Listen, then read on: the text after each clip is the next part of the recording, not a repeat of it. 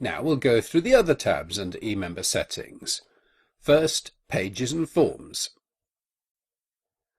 We've got to set up the login and registration pages, changing their names and URLs if we want, and making sure that they all exist and that they have the right content.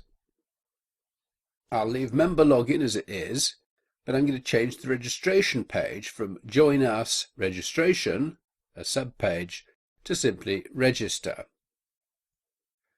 Copy the emember shortcode,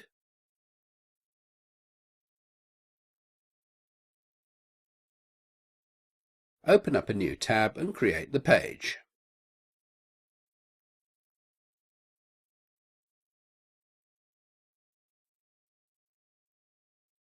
Make sure that the editor is set to text mode, paste the shortcode in and click on Publish. Delete the old Join Us and registration pages.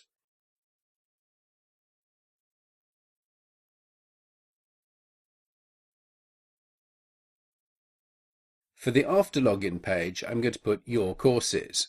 You can decide whether you want to have a My Courses or a Your Courses style of page names. Whichever it is, just be consistent. Make the Your Courses page, and in it put the Sensei shortcode User Courses.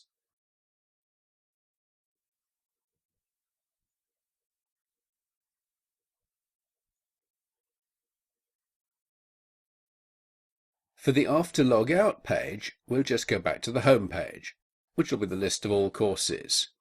If you want, you can have a See You Again page or something similar. For the After Registration page, we'll have the home page again. We'll make a new Edit Profile page. And while we're here, copy the shortcode.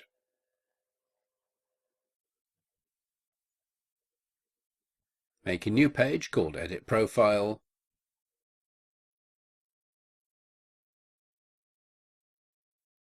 And paste the shortcode into the editor.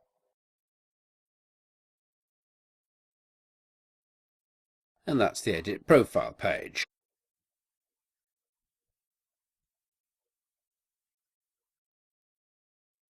I'll leave Support page empty because I'm going to have a support email. I'll do that separately.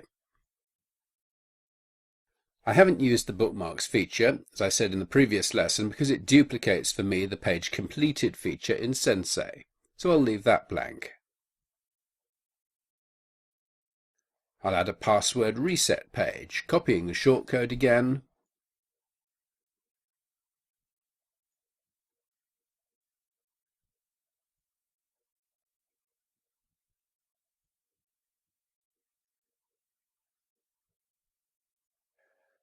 and there's the reset password form. On to the registration form fields. I want to make it very easy to register, so I'm going to ask for the minimum information possible by unchecking everything here. In that way, only an email address will be required, no names. If you have a Terms and Conditions page, make sure it exists and put the correct URL in here. And check the box if you want agreement to the Terms and Conditions to be required on registration. For the Edit Profile form, I'll give members the option of providing more information if they so wish, but I won't make it required. So I'll provide fields for name, company and email, but not for anything else on the form.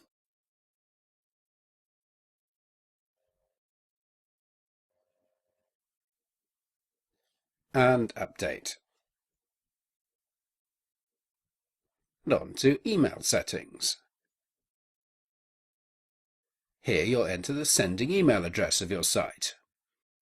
Then we have the text of the various different emails which will be sent out. Read through these, make any changes you feel are needed. I'm going to leave them as they are.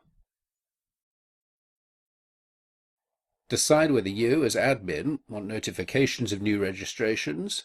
I do. I'm not going to enable sending emails to manually added members because I'm using this for testing. set the number of days before an account expires to send a reminder email. And you remember we set that up in general options as to whether or not emails will be sent before accounts expire.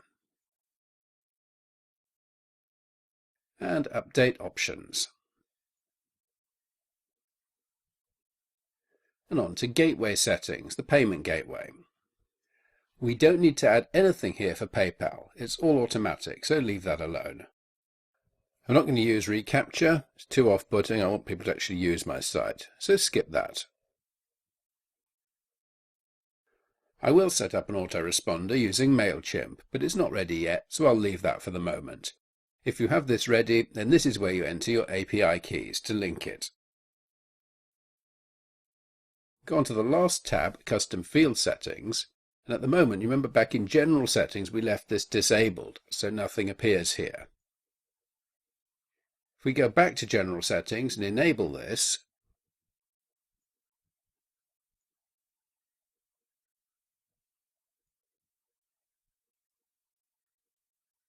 then you can customize your registration and edit profile forms.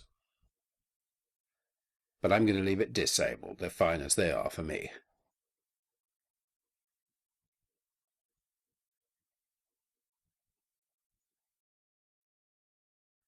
That's it for this lesson. That's emember settings done. In the next lesson, we'll move on to tidy up our site's menus, and we'll make them conditional on whether a user is logged in or not.